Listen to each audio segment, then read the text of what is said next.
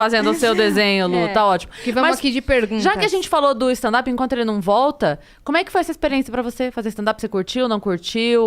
Não, como é que é? Curti bastante. Na verdade, eu senti vontade de fazer depois ali, acho que eu já tinha tido o Davi, comecei a pensar um pouco mais sobre o papel da mulher no humor. Até porque foi um momento que a gente começou também com o TC e era diferente do que eu já tinha feito no canal.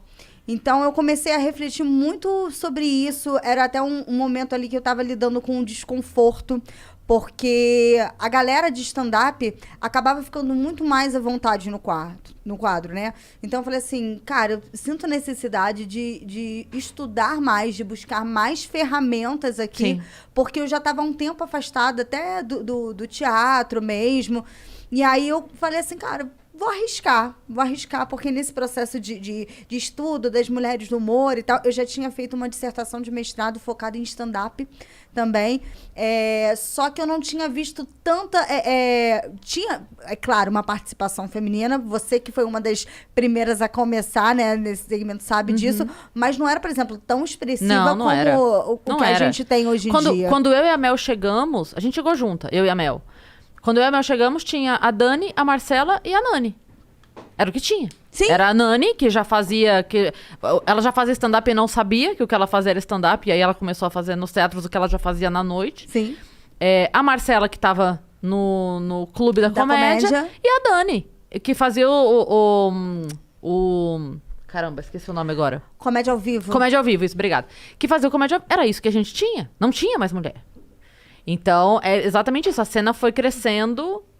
Só que é muito foda porque, assim, a gente tinha 50 homens e 3 mulheres. Hoje a gente tem 5.000 homens fazendo stand-up e 50 mulheres. Porque cresce muito mais, né?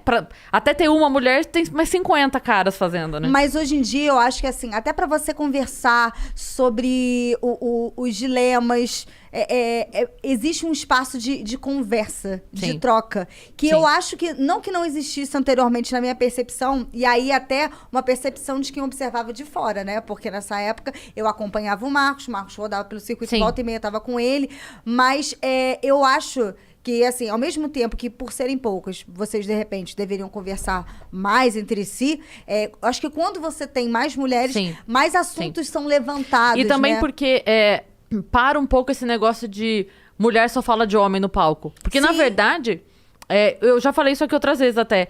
O cara sobe no palco e fala: minha mulher demora pra se arrumar, minha mulher não sei o quê, minha mulher briga comigo, minha mulher não quer transar, minha mulher isso, minha mulher aqui. Quando a mulher sobe e fala: meu namorado... só fala de homem. Mas o caralho, o outro tava aqui agora falando da mulher dele por 15 minutos, o inferno. É claro que a gente fala do homem, porque a gente, infelizmente, é casada com um homem. Se não fosse... Tu concordou, Luciano? Vou desenhar.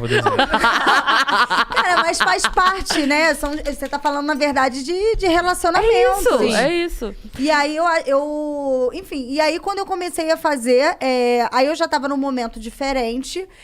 E aí, nessa fase, o Marcos...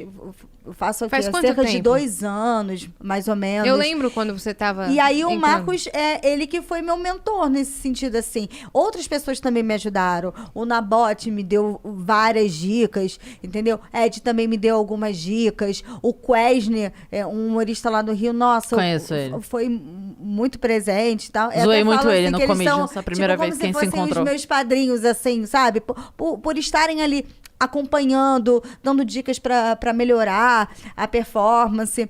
E, enfim, eu acho que o momento de hoje para as meninas é um momento muito interessante. Ao mesmo tempo que eu fico, assim, olhando, eu tava ouvindo até esqueci agora o nome do podcast, que é um podcast focado só em história do humor. E aí, falando... Almanaque do Humor, pode ser? Não sei. É só audível? Só audível, acho que só audível. Não é E o aí, formato tava YouTube justamente, eu não lembro qual humorista agora que tava falando, mas estavam falando dessa cena de stand-up.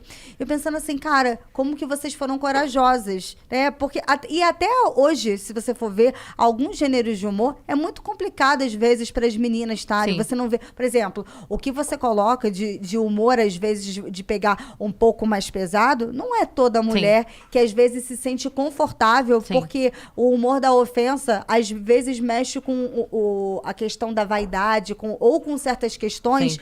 muito sensíveis, que você precisa ser muito forte, estar muito bem resolvida E com outra aquilo pra coisa, lidar. o cara sobe no palco, fala da ex, minha ex deu pé na bunda, lá, todo mundo, incrível.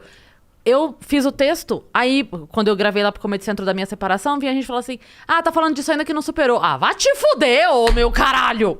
Sabe? É sempre assim. Então, tipo, aí se eu tô falando é porque eu não superei. Sim. Se tô falando isso aqui é porque isso. Sempre tem um motivo. Tá falando de homem porque você só fala de homem. Tá falando de não sei o quê.